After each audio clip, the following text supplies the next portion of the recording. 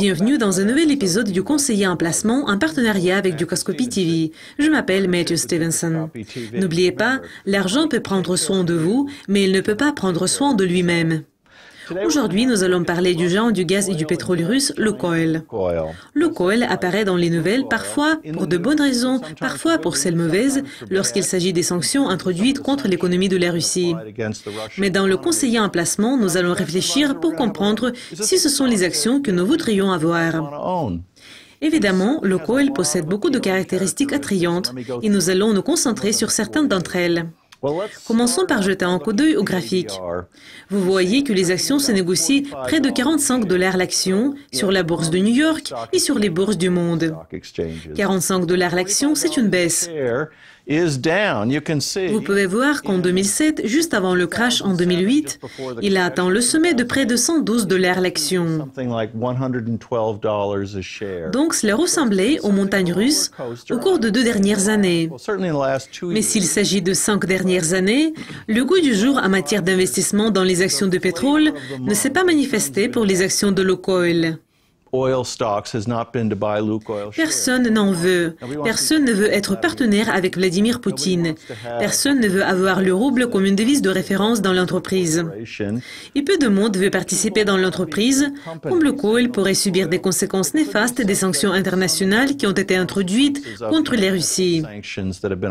Donc, Lukoil est une entreprise mondiale. Elle est présente dans 40 pays. Oui, elle possède principalement les réserves de pétrole et de gaz en Russie. Mais ces réserves de pétrole et de gaz occupent la 2e position seulement après Exxon. Et jetons-y un coup d'œil. La capitalisation du marché de Exxon représente, je n'ai pas de chiffre exact, mais près de 300 milliards de dollars. La valeur de Lukoil représente une 10e partie de ce chiffre, c'est-à-dire 34 milliards de dollars. Donc il y a beaucoup de possibilités ici, la valeur et les réserves. On dit que les investisseurs effectuent des forages pour trouver le pétrole sur Wall Street. Et Lukoil serait évidemment une bonne possibilité pour eux.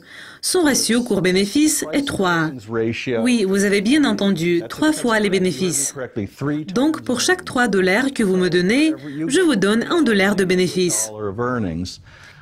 Et en ce qui concerne les points négatifs de Lukoil, vous savez, l'entreprise se trouve en Russie. La Russie est imprévisible ces derniers temps.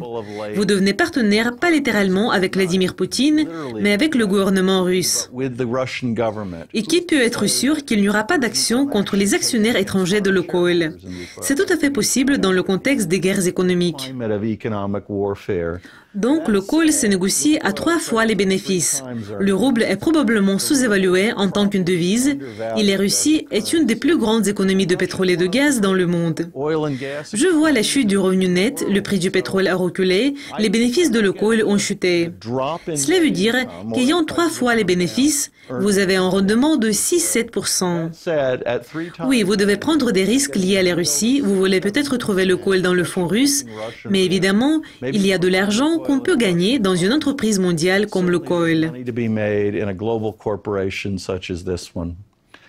C'est tout pour le conseiller en placement d'aujourd'hui en partenariat avec Dukascopy TV. Je suis Matthew Stevenson.